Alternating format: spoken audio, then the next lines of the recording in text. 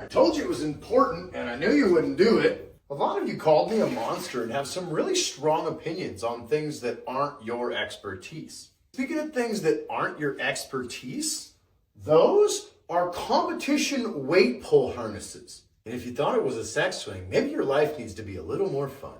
But by far, the biggest point of confusion was, why don't you just teach the dog a stay?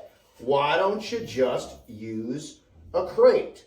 Well, because a crate only works when the dog's in the crate.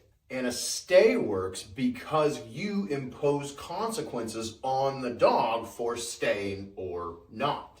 Tethering doesn't contain either of those things as context.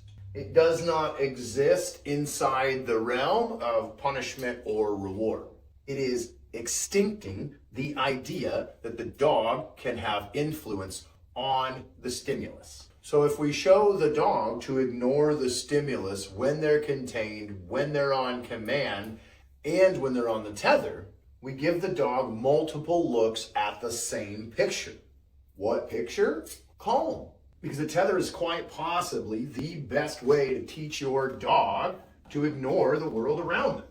And I'm not so sure that's not the most important skill that you could teach your dog.